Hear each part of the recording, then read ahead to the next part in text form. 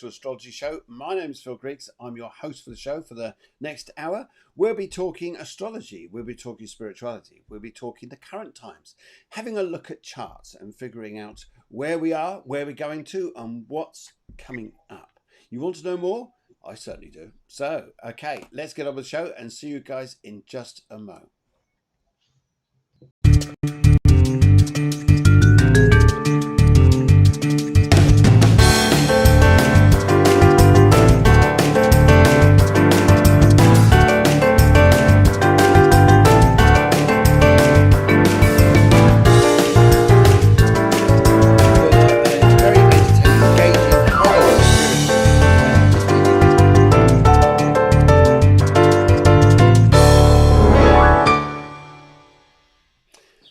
Good morning to you. Hope you guys are well, enjoying your mornings wherever you are. If you've let's go a few noises here. If you've just got up, then you need this. That's right. It's time to put the kettle on. It's time to sit down. It's time to have a nice cup of coffee. Just like we are here. In fact, I think Guiomar, wherever she is, I think she's running towards the studio at this very moment in time. In fact, I'll just hear what we can hear out there. Yeah, I was right. There she is. She's having a bit this. Yes, she's out there. She's out there running away, and here we go. Right, good. So she'll be joining us in just a second. In the meantime, now, Helen Graham from Suffolk. Good morning, Suffolk. What a lovely county that is. Yes. And happy Wednesday, everyone, says Eleni. And good morning, Phil and Deborah, says Eleni. It says the other Eleni. So we've got two Elenis. Oh, well, we've got Elenis. Anyway, so during this morning's show, we'll be talking about the current times. I mean, how did you guys get on with the recent full moon? I know that we've got a lot to discuss here because I got some views about this and we've got to share some of this here and discuss how you handled it and what were your methods, what were your strategies. Yes, it all sounds good. Brilliant. Well, during the show, guys, is what I'd like you to do just down that side there. This is just down there. See that? Yes, it. I know it says join Cafe Networking Group. You can do that as well as joining our group. In fact, I'll probably move that one out of the way. There you go. You do both. There you go. How's that for a bit of networking? Bit of networking there. So you join a Cafe Clairvoyance group. And if you want to join Cafe Networking. Network is especially if you like businessy ideas, things like this. But anyway, good morning, guys. If you just like go down there, press your share button. If you're coming in on YouTube, then please like and subscribe and press the bell. Then you'll get loads of bits and bobs from us. Anyway, the show goes live here. We're talking about the current astrological aspects. We've also, some of you written in already with your full birth details. This is great because this is what we'd like to start moving ahead with the show on here, is talking about your real chart, not just your solar chart on the day you were born, but on the time you were born and the town you were born in. This gives us the specific information. So we've got a couple of charts already. And when we start doing this, I think you'll find it very intriguing, interesting, especially with more modern technology where we're able to put these bits and bobs up on the screen. But we'll tell you more about that as we go through the show. In the meantime now, I think it's a good idea to kind of have a good look around and see if I could find my good friend, Guiomar, and find out what she's been up to. I'm just going to move that just there. A bit tidy now, isn't it? Nice and tidy. Okay, right. Okay, now where is she? Let's go and find out if she's near. Is she near? Ah, yes, here we go. Good morning. Good morning. Good morning. How are you? Good evening, everybody. How are you? Very, very well indeed. Thank you. Lovely to see you. And have you had a nice week? Yes, I've had a nice week, but it's been very interesting, especially the weekend, especially on Monday that we had the full moon in Scorpio. Yes. Now, tell me what you think here, because for some people, they found that this was a time where it wasn't the full moon itself, it was the build up to it. That people felt so much stress and strain and pressure and things like this. This is where they felt that it was a struggle. And I, for one, really saw and experienced a lot of these issues going on. So as much as we have the build up to it, then we have the full moon itself, which sometimes presents itself. It's interesting because Uranus was there. And you've got Mercury near it. You've got everything associated with electricity and computers. And guess what? I had a fantastic show, and it didn't record itself properly. It didn't send it out to all the channels. So everybody's going, where is it? So luckily, I've put it out as a recording to everybody. And it was, if you guys are interested in starting a business or finding self-esteem, finding positivity, belief, how we cope with current times, please go into the Dusty Archives, especially on YouTube, where Cafe Clairvoyance. It's also on Facebook too. It's the interview I did with an entrepreneur called Andy Mills Brown. It was absolutely brilliant. It was so interesting because this guy is, his company earns an 8-figure salary, and yet he's so down to earth, and he has really learnt. And he says here, one of the things he was actually saying during the show is how it's okay to make mistakes, because otherwise you're never going to learn. It's okay to make mistakes. It's okay to have an anxiety about starting off a business, but also it's about your belief system. It says here, this is where it goes. Yeah. Okay. Right. Yes. Oh dear. Some of you are saying that the video's gone down already. So this is still the effect of this. Never mind. Never mind. We're still Okay. not in Mercury retrograde. Mercury retrograde is going to be on the 30th of May. Yeah. And we are not under the effect of Mercury retrograde, which would be like the excuse to have all these issues, like technical issues and so forth. But you really don't need Mercury retrograde for things to go wrong.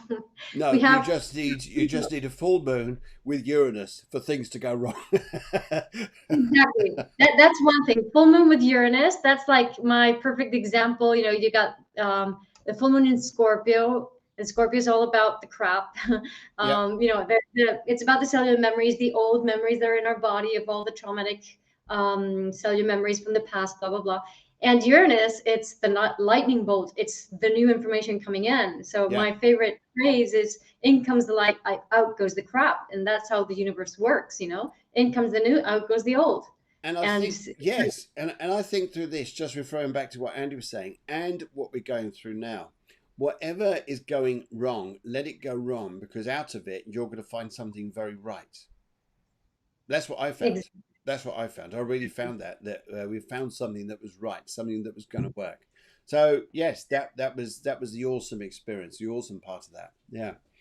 Okay, good. I tell you what, we're going to have a look at the astrology chart, see what the heck is going on out there. We can have a good old discussion about this and find out what we've got to do, where we're going, where are we going, everybody? Have we got an idea? Well, let's go and get this up here. I'm just going to bring this up just like so and expand that out a little bit. Are we going to expand? Come on, guys. Yay. Are we getting a bit bigger? It works. It works. Look at this. It works. This is fantastic. Okay. All right. So I'm going to just move my screen around a little bit so I can see this, guys. Yeah. Now we got new technical innovations, chaps. So this is how exciting it is. Yep. Okay, that'll do about there. Okay, right. Let's go and have a little look. Now, that's not the chart from right now. But that's the chart from. Why has it gone the first? That's an interesting. The sun is under the horizon, so this was before you woke up. Yeah. 1st of May 2021. That's not now. Okay, let's go back. Let's go back to the 26th. Let's go back 30th. See, we can do this. This is technical innovation here. This is amazing. The moon has come out of. That's interesting. Moon in Libra. I don't think so. Something's a little bit wrong. No. That's not today. Today is the 28th. I beg your pardon. Yes, that would help, wouldn't it? Yes. Now we're a little bit better. Yes, there's that moon. It's gone past the. It's gone past the sun where it was making that eclipse. Well, sorry, not an eclipse, that full moon, and it's still playing around it a bit though, isn't it? It's still still hanging around in Scorpio. It still gives that feeling of a little bit of worry here and there, doesn't it? Yes. I mean, and what you were commenting, I think it was before we connected on live. It's really the buildup, or was that after the buildup of energy that we've been living for the past week and a half, And I've mentioned in the previous show or shows even about how it was all about, observing the victim, the perpetrator, and the justice keeper or healer, no? And how the justice keeper or healer is the one that by blaming, by shaming, perpetuates the karmic balance between the victim and the perpetrator, no? And Okay. how that just gets inherited and trickles down generations, and we relive these old issues without never ending, without never really closing the circle. And so right now, the invitation these past 2 weeks is really to close those circles, to be able to go forward in new ways of relating to other people. Remember at the beginning of the year, I said this was a year about relationships, about reinventing Yes. relationships. Yes. So what doesn't allow us to reinvent relationships are our old patterns. And our old patterns are based on those ancestral traumatic memories that we are totally unaware of, but they are from our subconscious. They are motivating, they are triggering our responses. So we basically relate to other people by avoiding circumstances with others, Yeah. trying not to repeat the traumatic past unconsciously. Yes. So Yes. say you have, I don't know, like 4 generations back, even up to 7 generations back, somebody abused somebody. So then the program would be, be careful because you can't trust your husband. You can't trust men. You can't trust, for example, this is a very, very typical one, no? You can't trust someone because there's this thing in the family tree that trickles down, this trauma that has never really been resolved.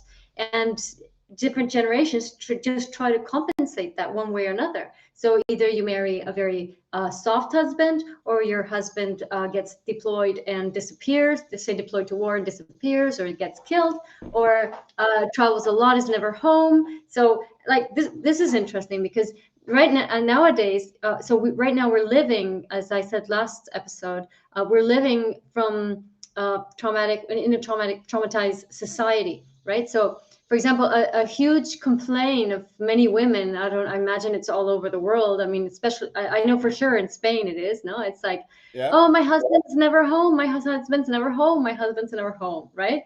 And why is your husband never home? Why can't you share your life with your husband if you're married and have children? What's going on here? Why is there always something that pulls him out, right? But what Well, about the there's the opposite? What about the opposite? My husband's always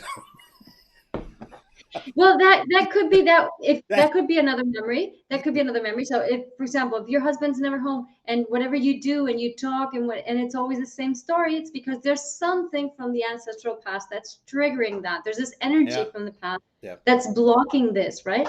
So if there was an abuse in the family, and it is very frequent to have in the last 7 generations some sort of abuse in the family, well, it's going to be normal that the women will protect themselves and the children from that memory of an abusive male. So what they would do is that they would directly shun off their husband without even knowing, and Yeah. of course the husband has the same story and falls into the same thing.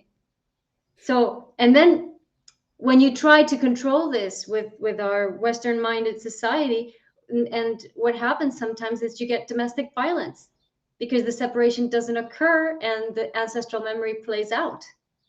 And it's interesting the emotions that go behind that as well, which trigger this. Whether it's shame, whether Exactly. it's guilt, whether it's obviously there's anger there as well. And it's very interesting you're saying this because a lot of people I'm working with at the moment are going through a lot of this, a lot of this stuff of ancestral memories, or they've been in relationships which have been exceptionally challenging. Maybe it's been narcissistic, maybe it's something else, whatever it is. Maybe it's due to some sort of intoxication that's involved in a relationship. But it's very, very interesting how people, and we're saying here about relationships this year, how Mm, they are transforming, and that how we compensate for it and make excuses for things when really the universe is saying here, well, you can do that, but anything is not going to release it. It's not going to release the problems. exactly. And I Exactly. think as well, it's identity as well for some people, isn't it? Because if they bring out this problem, oh God, what are people going to think? What are people going to say? How will they feel? It's a big thing about this, and we get so used to those patterns that to change that pattern although it's not a comfortable one you're in, you're so used to it and you manage it somehow, but it's not healing you. Yet if you were to change it and release it, how are Yes. you going to do it? How's it? And that's a big choice, I think, for people to make.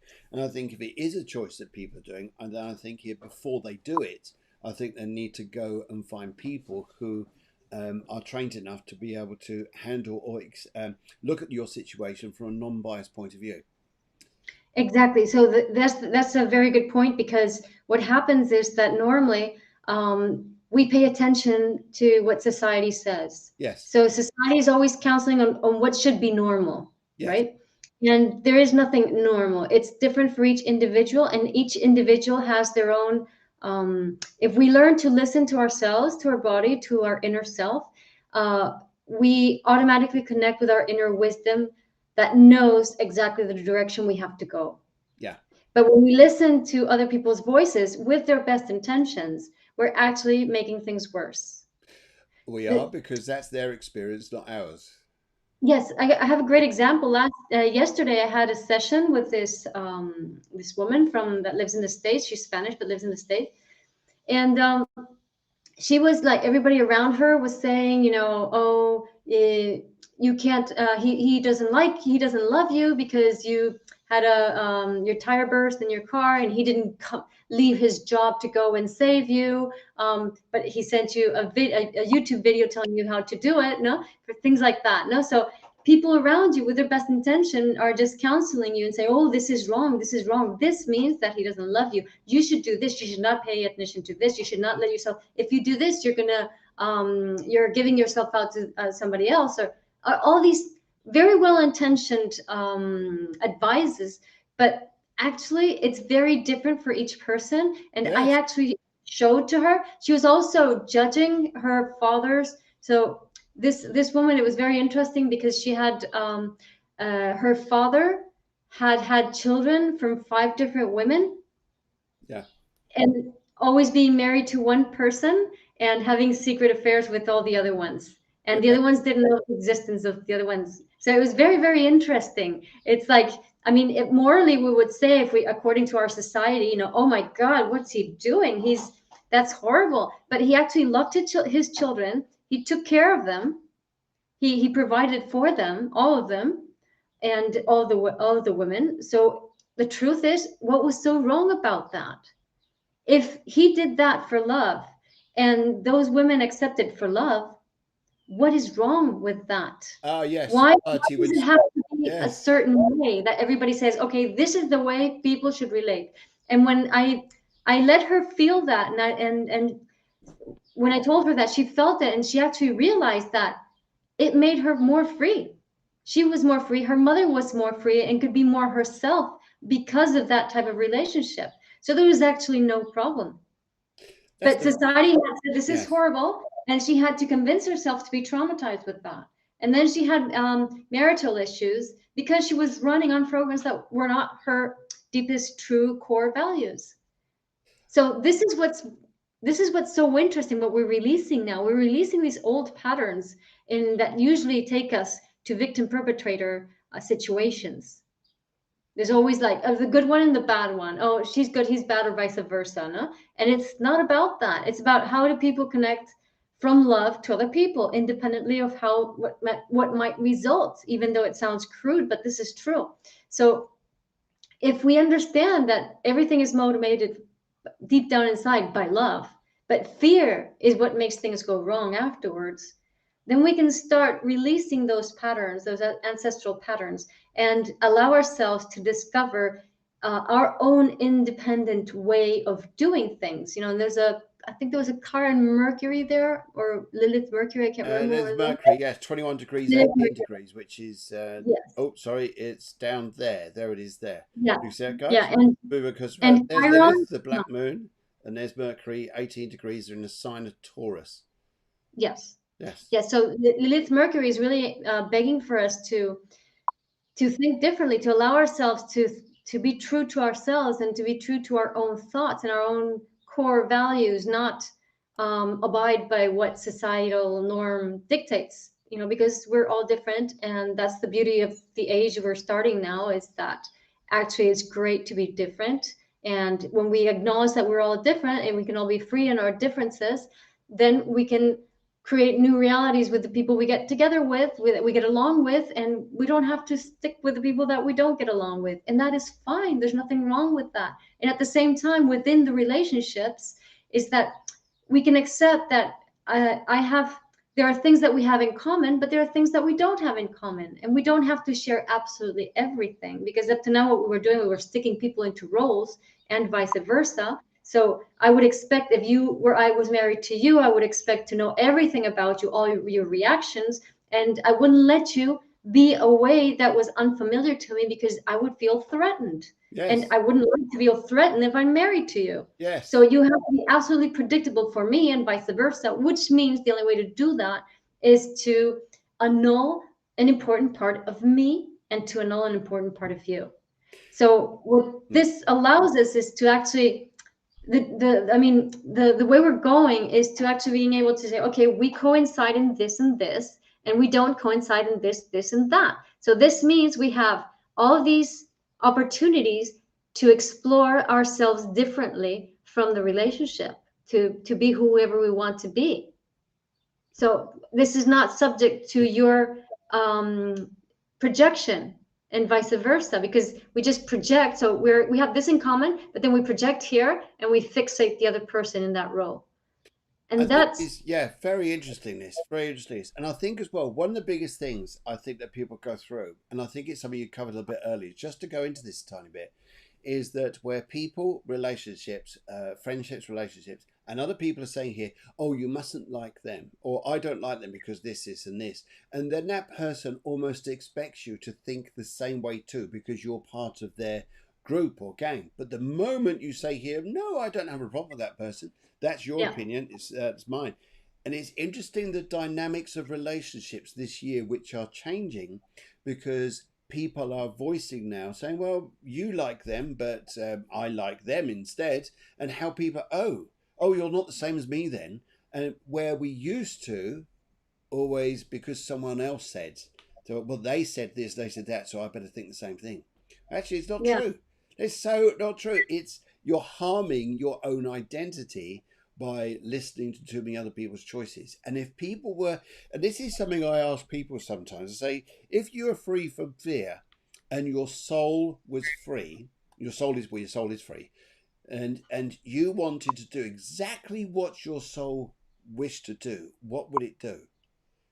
And it's interesting because suddenly it's like, I've been looking at this with guilt, fear, shame, anger, resentment, judgment, whatever you want to call it, all those emotions there. And yet, what is it you really, really want?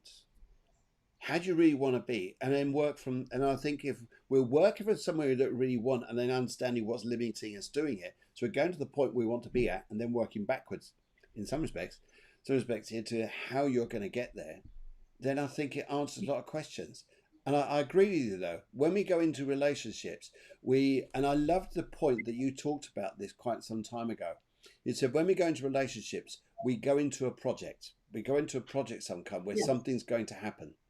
It's very rare, but if it does go into this, it's probably not going to be a very long lasting relationship. Where we go into it because the project could be we're going to start a family. The project could be we're going to work together.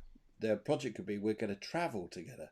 But and I love the idea that what is the project that brings you two together, or the plan that brings two people together, and where their lives are going to go. And yes, that's interesting, and I find that very strong. That when we have an identity to when you've things like astrology or concepts like astrology, look, understand is so easy. It works so easily because you can see the plan when you look astrologically about what's happening in a relationship and two people coming yeah, together and how it's going to yeah, work. And that's interesting. That's when you get two charts, guys, your chart and your partner's chart, and you lay it on top of each other, and you look at the relationship angles of what makes you both tick, what makes yes. you But both work. those are two different techniques there. Oh There's one yes, called synastry, and yes, it's when you place one chart over the other and you see whose planet goes into or connects with whose other planet. yes, Okay, and that talks about the dynamics of the relationship, like yes, what planet activates what planet. Yeah. That's interesting. But if you're interested in that and you know just a wee little bit of astrology, I really suggest Jan Spiller. She's a great astrologer, already died, but she's absolutely brilliant. And she has every single book that she's wrote is really, really good. And there's one called hi, love, something about love. I'll check it out right now. But anyway, in this book, it talks about how the North Node of the other person, depending on what house it falls into in your chart, it activates that house and takes energy away from the opposite house. So it's really interesting because if you have, sorry, I should be showing that. I'll just come back to that. if you have, for example, somebody that their energy is in your 10th house of profession, then it's gonna be really good for your profession to be in that relationship, but it's gonna take energy away from the 4th house, which is the house of home. So you might not be home a lot. You might not have emotional security a lot, depending on. So not everybody needs that. So you will always attract the partner that is going to stimulate what you need to be stimulated. So everything is perfect as it is. But I love this book because it is so clear and so easy to see the gifts that the cosmic love is the name. Cosmic the love. Gifts. Jan Spiller, Yes. Cosmic Love. Okay. Yes. It's so clear and so easy to understand. And then it also talks about the planets that conjunct the south or the north node. The south node planets would be karmic issues that are brought into this life. The north node planets that are help for evolution, right? Yeah. So it's a very simple book to read. If you just know a little bit of astrology, you will not struggle with it. It will be very easy. If you want to know a little bit more about astrology, from Jan Spiller, she has Astrology for the Soul is a book about the notes, which is very good. Spiritual Astrology has an introduction to astrology. Very, very good, very easy to understand. She's really simple to understand, but very deep. And then there's another book, which is the other technique, is called the composite charts with midpoints. Yes. So the composite charts with midpoints, what it does, it says, for example, if you have the sun at 0 degrees Aries, and I have the sun at 0 degrees Libra, then the composite midpoint would be the 0 degrees Cancer, I think. Yes. Yeah, would be the midpoint. Yes. Cancer. Yeah. Anyway, yes. So that would be the midpoint. And the midpoint, this midpoint chart, what it gives is a new chart. It's a new personality. And this is the personality of the relationship, which is a very interesting chart to see the projects that both of you have together, right? So it's the identity of the relationship. It's the project of the relationship. And in this case, there's a very good book by another great astrologer who has several nice books, who's Sting's astrologer. I just found out recently. Sting, I tell you what, he's a very educated man, isn't he? He was a university professor before he got into music. Yes. He actually said to, I think he was a jazz player. Sorry? He was a math teacher. He was a math teacher, not a university professor. And he was a jazz player, Sting. And then he's like very spiritually orientated after having a wild rock and roll younger years, you know? Yeah. So he does yoga and all this stuff, and he's really into cool stuff. And he has an astrologer who's Stephen Forrest.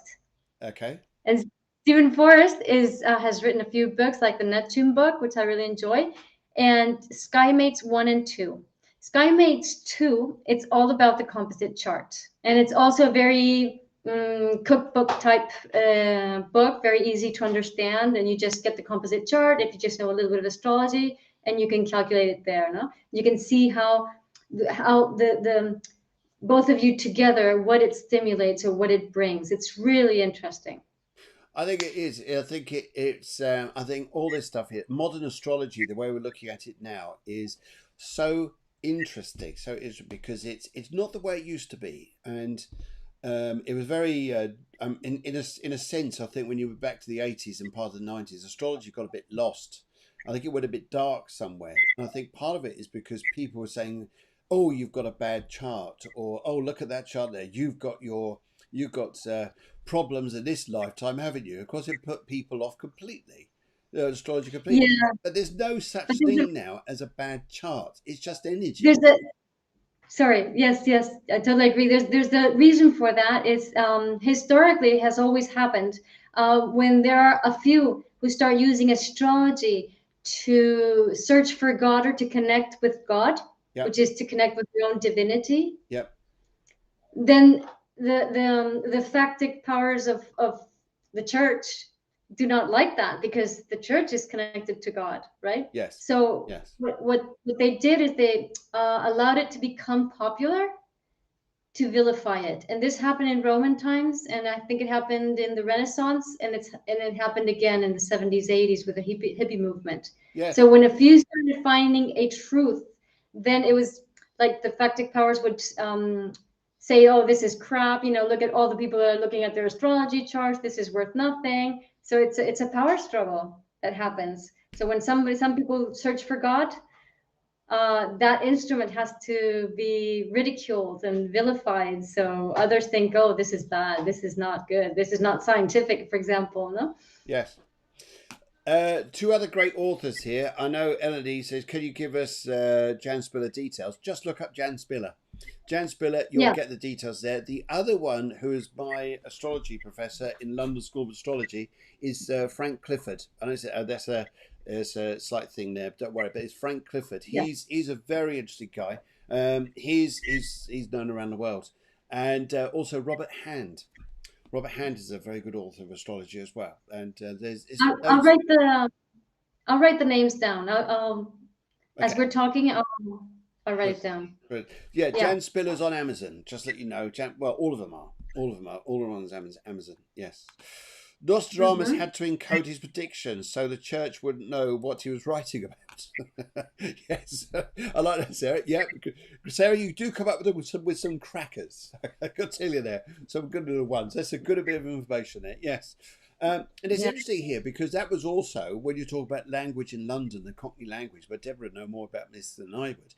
But we used to use a different language to hide what we were doing away from the police and the law. Yeah. Yeah. Yes, hence Yeah. Exactly. Cockney language. And right, okay, Guiomar. So it's a Jan Spiller, Kuzmik love, Kuzmik. Well, I do my Is best that while you're in engaging with that you. romantic mood this morning, aren't you? You're going for Kuzmik love, not just cosmic. We want a bit of Kuzmik and spiritual astrology. There you go, Guiomar. That's Jan Spiller. So there you go. You've got the details there. If you lose it, don't worry. You can watch the. Yes, and Stephen Forrest, Skymate. What a great title that is, Skymates. Oh, sorry, Skymates 2 is the good one. Skymates 2. It sounds like a movie, a book. It sounds like something is going to be the incredible, the incredible nine of the planets. Yes. Yes, Susanna says all books are available on Amazon, and that's for Deborah. And also, Susanna says, I love Astrology for the Soul by Jan Spiller. Yes. Skymates, Yes. Skymates 2. It does. It sounds like a movie. It sounds a brilliant book. I think it'd be a read it. Just and then what happens? And did they all die in the end? No. Right. Okay. So let's go back and have a little look at this because oh no, hang on. We'll come back on that in a second. It was supposed to go to that one. That's it. Yeah. Yeah. That's it. Right. So Here we I want to are. add something. I want to add something there because the North Node is in Gemini. It's been there for a few months now, and it's still. And I think it's a total of what almost 2 years, under 2 years. That'll be in Gemini, and the North Node in Gemini is really asking us to put ourselves in other people's shoes and try to understand their perspective, which doesn't mean that you have to agree with them. Okay. So, for example, the other day I was speaking to a friend who had who had lived with somebody else. They had shared an apartment with somebody else, and the relationship went wrong. When that happens often, when people share houses, right? So then something happened, and they met up at some place, and that girl never said hello to her. So she got offended, and she goes, okay, I don't like her anymore. She's a bad person. She doesn't make me feel good. No. And it's like, no, you have to understand the circumstances, because I'm friends with both. So it's like, understand the circumstances, the reason why she did this and that. is probably because this, and that. I don't know, but I'm guessing, right? So there's a reason for that. It's her. She was not looking at you. She didn't say hello because she was going through pain, because she was suffering from something, because something was going on with her. This doesn't mean that you have to go and have a coffee with her, but it does mean that you have to understand and respect the space where she's coming from. Or, as I mentioned before in other shows, like with the vaccine, some people are like really want to get vaccines and they think that's going to save their lives, and other people it's just like, I don't want to get vaccinated ever for this virus. Yeah. So, Yeah. and each person has their own reason for wanting to be or not wanting to be vaccinated, and that is absolutely respectable. You don't have to, like, if I'm a yes and you're a no, then I'm not going to speak to you anymore. No, it's your decision and you're deciding to do that for a reason. If people were to honour the fact that people have an opinion or a decision, then that's great. That's brilliant. And it's interesting. You're saying about the vaccine, and this is going on in England at the moment. And although I'm down in Spain here, I'm just hearing this from various parts of industry in the UK, that it's now has become fashionable to have the vaccine. And if you haven't had it, then you're a bit of a, oh, you haven't had it syndrome. It's almost like it's you're the outcast. You're not following the tradition of everyone else. Then you're not advancing Who in says, life by having a vaccine. That's rubbish. Now, who says that? Who that's in says? some parts of industry. I'm hearing people, because they're all working together. Some people have had the vaccine and some people haven't. The ones that have had it are all, yes, well, I've had the vaccine and you should have the vaccine too. And they're telling people to have it. And of course, some people don't want to have it. And an interesting thing you were saying about people and understanding how we have relationships with people and how sometimes we need to understand the other person. This is very interesting. I go out walking with my dogs, which I'm going to put a little video on in a minute about dogs. You'll see this. But one thing that was interesting here is I met up with this couple and they said to him, I said, we love out dog walking, meeting people. But that lady over there, she pointed to the lady over there, said, here, I said hello to her. I just found her very rude. She wouldn't even speak to me. She said here, oh, I'm not going to go near her again. So I looked at her and said, you do realise there's a slight problem. And she said, what's that? I said, she's deaf. She's deaf. She said, oh my God. Immediately changed it around. We have too quick a perception on what we think is people because we're judging it from our point of view and not looking at it from, there could be something else going on. Yes. Interesting, isn't it? So it's very important not to judge other people, but understand that why people do things, there's a reason. There's a reason. Yes. And you know what that reason is. We do not know what that reason is. So we can go through judgments. And that lovely word, the most dangerous word in the English language is assumption. Yes. Assumption. Dear God. We assume things. Well, I'm not doing this because I assume they're doing that now, aren't they? So I don't want to know them anymore.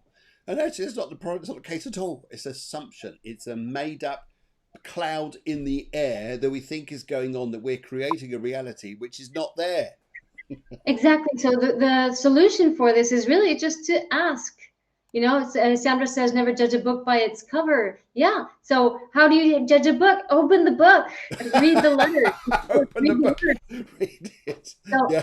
So if I want to understand where you're coming from, you know, I have to, you know, ask you, okay, hey, you know, Phil, why do you do this? Or why is that important for you? You know, it's like, if it's the vaccine thing, oh, you think that's important, really? Then why do you think it's important? Why is this, without judging, like really trying to understand, you know, like, what's your history with ailments, with diseases? And, I don't know. Some people, like, out of my family, nobody wants to have the vaccine. One of my niece works for a pharmaceutical, and she doesn't want to have the vaccine. My brother has looked at the internet and read a whole bunch of stuff and understands that the people with the vaccine get lower immune system and it gets worse and blah blah blah. And then his eldest son is totally pro-vaccine because the mom is a bit of well, she's always worried about diseases and ailments and taking everybody to the hospital for anything. And also, they lost she lost a child with a month-old child. Yes. And my eldest nephew got very traumatized by that situation. So for him, everything is about life and death. Isn't that interesting? Isn't that interesting? It's interesting the way people think, and I think it's a dinner time thing. You could sit around a table, you could talk for hours, and it's interesting to say the way people think. And the way people think is not sometimes the way we think they think. That's confusing after a while. If you go, Yeah, yes, yeah.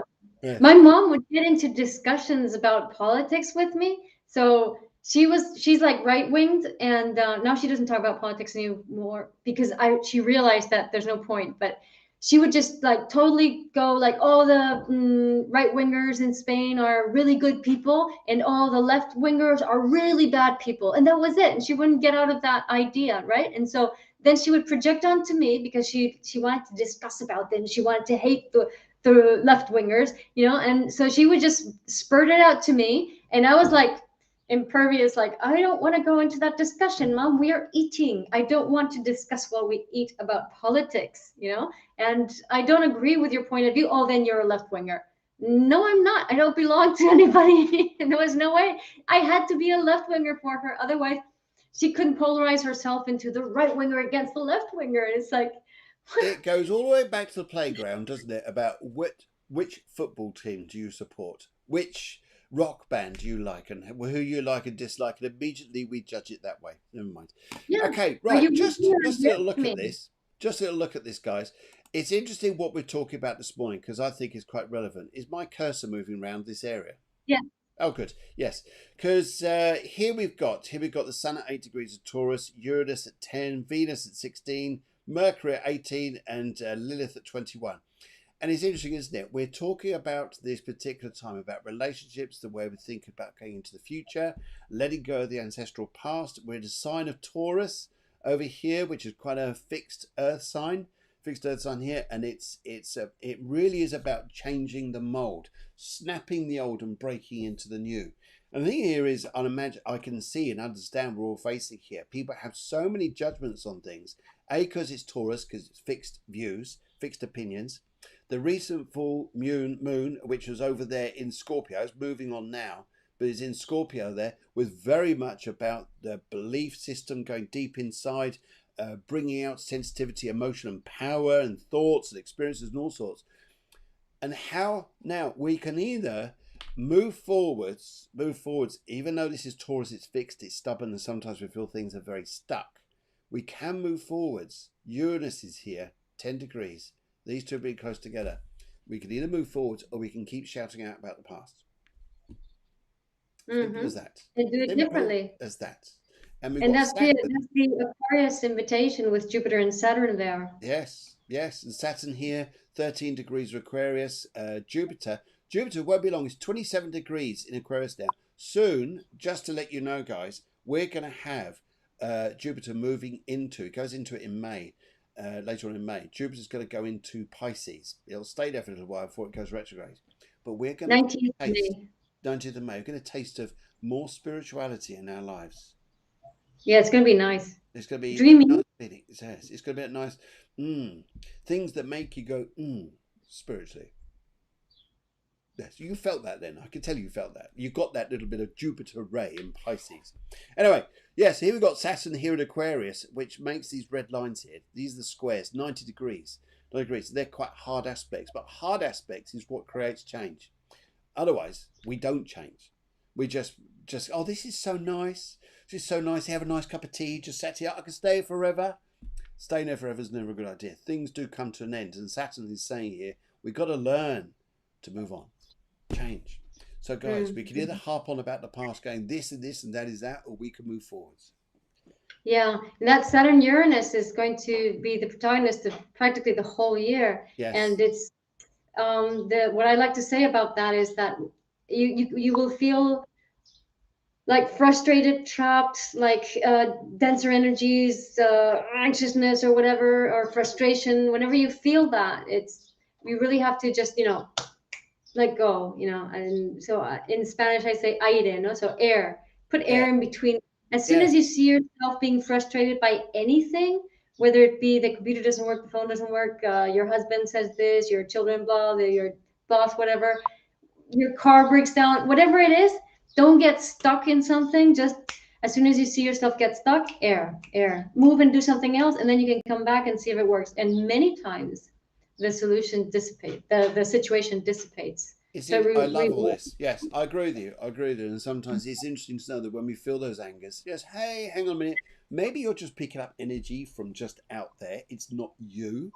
Maybe this is just for you to get up. Maybe get up out of your chair. Go take a dog for a walk. Take husband for a walk. You call him a dog. Yeah. And so just be go very, do something. as a year, to be very mindful of how the energy runs through your body, and now not allowing it to get stuck in it. So yes, movement, change around, shift, dance, earth yourself, etc., ground yourself, etc. All those things, beautiful things. Yeah. Okay, right. Yes, it's coming up to that time. I think here we need to go and have a look at a couple of charts. Yes, there comes the bell. Yes, the Astro Horseman is on his way. So we're going to. What about the doggy video? Oh, yeah. It's coming on a doggy video. Right, I'm going to bring you back to this. Yeah, I know you get so keen about a doggy video, won't you? Actually, you say about doggy is because of what this guy says. It's absolutely outrageous. Anyway, here we go.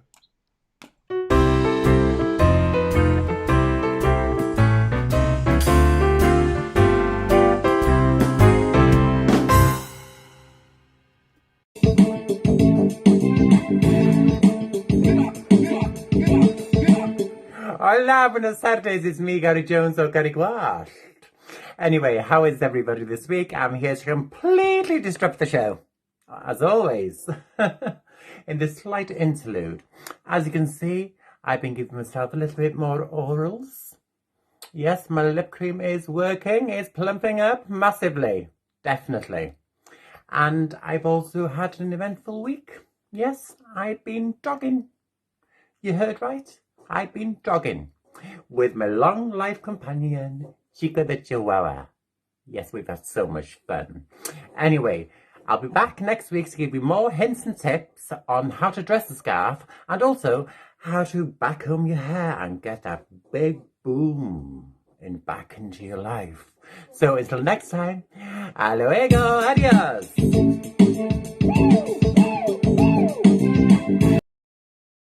Okay, there you go. So that was called dogging. I didn't understand anything. What was he saying? Understand? He's Welsh. He's Welsh, and his name's Gary. Gary. He's a hairdresser with a twist, and he's also a radio host. He's also written a lot of programs for the BBC. Quite intelligent guys. As much as he's outrageous, a little bit outrageous. Anyway, he's just recently sent me in the one about the hair, and I'm going to put that in. So I think either for Friday or next Wednesday's show, you'll probably it's just bonkers, but it's hilarious. Absolutely hilarious. Anyway, right, let's go and have a look at, Sandra Park. Let's go and have a look at your chart here. Can I? Oops. No, Susanna, you're going to have to go off a minute. That's it. Good. Right. Sandra Park, here's her chart. And she was asking a question this morning, and I was looking for my little notes. Yes, here it is. She was asking a question this morning. She said, is trance healing the next part of my soul's agreement? Oh, well, that little Scorpio rising and that little Chiron there is Deb says she's flabbergasted, lol. Okay, all right. Sorry about that. Anyway, right. Here we go. So, yes. So if I just move this over here, can you see my cursor moving still? Yes. Yes, over here, that's your ascendant there. Ascendant in Scorpio is at 22 degrees of Scorpio. And right by it is Chiron, the healer. And it's interesting you're saying about, this is interesting, tell me what you think here, but we've just had this full moon in Scorpio. And at 7 degrees. At 7 degrees. All right, it's 24 degrees. But the moon's still going through. The effect of it is still pretty strong. It's strong. And it's going to tantalize this lovely energy from, we've got Pisces. Yes, we've got tantalize lovely energy of Chiron. But then Chiron goes and makes this trine over to the sun, over 26 degrees of Pisces. So we've got this water element, water of Pisces, water of the sun. And she's asking, is this a good part, a good say trance healing? My thing here is to say here with the water elements and Chiron being on the ascendant here, you are destined to be a healer in the first place. Mm-hmm. Yes, but I love the buts. But, Sandra, here we go. I would like to know where Lilith is. It's can you? Well, I'll have to check it out. Didn't realize it wasn't there. Sorry, I'll no, check it beg out. your pardon. No, it isn't there. No, this is a slightly different program, so there's probably a reason why. Yes. Okay, yeah, I'll check it out. I mean, as in between next time you talk. So, but the thing is, for the first thing that draws my attention is that Sun in Pisces, and of course, as you say, some Pisces is ascendant in Scorpio with Chiron there. Even the Moon in Gemini in seventh house is very good for anything that's like psychic, seeing what's going on in the past and all that stuff. But the issue here is getting stuck in the past because Yes. some Pisces can be the high-end Pisces is an organizer, shifter, mover, and it's connected to Pallas Athena. So there's a big ability to see the big picture, and it's good planner, good organizer, Sandra. But the South Node in Scorpio, the 12th house, is going to get you very, very stuck in old karmic issues. So the North Node is Virgo, Taurus in the 6th house. So it's more about connecting with rituals, with the body, with something that's natural. So it would be interesting to know how you're practicing that, and that maybe if, like, for example, you're doing it through some older spiritual traditional practices, that would make you get very stuck in old ways of doing things. You would get very frustrated and you would get anger issues with that. Pluto, Saturn, Mars conjunct in Leo in Yes. Wow. this is it's very similar chart to Hillary Clinton. Okay. Hillary Clinton Scorpio rising, but she has the sun in Scorpio too, and has Saturn, Pluto, Mars conjunct in the 9th house in Leo. So there's a lot of power struggles there. Okay, so if things are done the old ways, there are going to be difficulties, power struggles, imbalances of energies, karmic issues coming up for you. So it's about doing it differently, doing it from a more earthy perspective, not so much. And also that Neptune there in the cusp of the 11th house. It's doing it also more in groups, no, counting more on the groups and not doing it on your own, not using old ways of doing things. So I don't know. What do you think about that? Well, I look for Lilith. Okay, I like that. I also see the moon in Gemini. Moon in Gemini being very adaptable. It's also a very good energy there for putting into Neptune, provided we don't get lost. Neptune, we sometimes we start off a plan and then sometimes think, oh, it's not working, or it's not there, or it's, but it is there. It is there. Just that sometimes Neptune and Libra got the balance there, and it wants to Libra. Neptune is very beautiful. It's very serene. It's tangible. Libra is very beautiful as well. As long as if we're focusing on the beauty of healing and the enchantment, the loveliness, whether you're working with colors, for example, or doing something nice, maybe Libra looking beautiful before you even start the healing.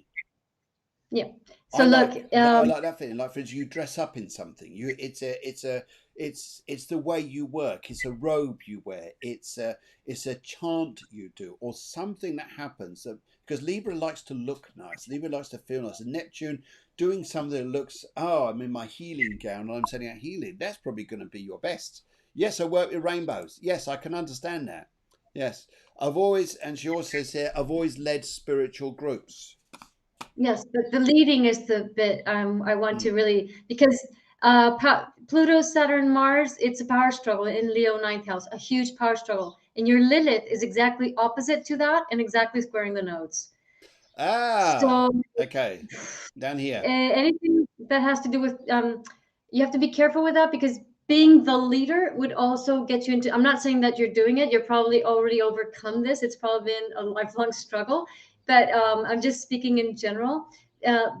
Being the leader would also get you into the power struggles. So it's important to be more egalitarian, that moon, Gemini, 7th house, more egalitarian and more free thinker, not do things that other people do things the way you feel you want it to do, because that Lilith in the 3rd house really wants to be, and in Aquarius, really needs to do your own different thing. Don't do what other people do. You know, don't copy others. Be totally original and true to yourself. Otherwise, you will end up getting into these power struggles. I think I think it's a lovely analysis for chart. Don't we say here? And I think it's hopefully, Sandra, this has helped you out. I'm very attracted. I totally understand the power struggle up here with Mars, Saturn, Pluto, because it's one's pushing forwards, one wants to just hang on a minute, I'm just going to transform things, and the other one says, we're not going anywhere.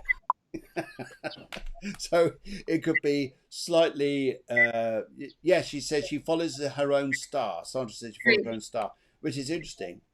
This area here, I think, is about working, doing something. But I love this, doing something that enables you to feel free in this, because it's Neptune over here in Libra with the moon, 6 degrees, 12 degrees. There's that trine, 120 degrees. That's pretty good.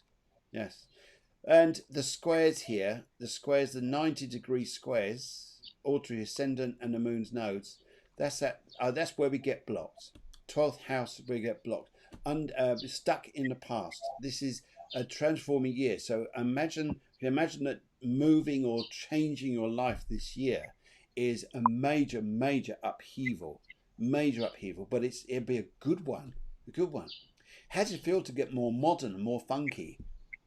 More funky, more out there, more with it, more connected to something that's totally new. Is like doing something amazing. I mean, I've worked with this before. People think it's really fascinating. Sometimes I can't take my crystal ball to places. Oh, that's interesting the way it goes through there. Oh, I like that. Wow, let's do. So I ask them for a glass of water. And I say, just a clear glass of water, and I'll just gaze through that. And they say, how do you do that? I says, because water is, in the Greek times, they called that the poor man's crystal. But water is also a receptor.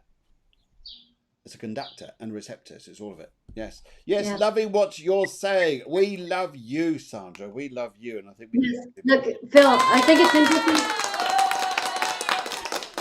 Sorry, yes, come back there, I think it's interesting. For example, if you do a traditional reading on this, you would say, okay, this person has psychic gifts, do your psychic stuff, you're really good at it, and that's it.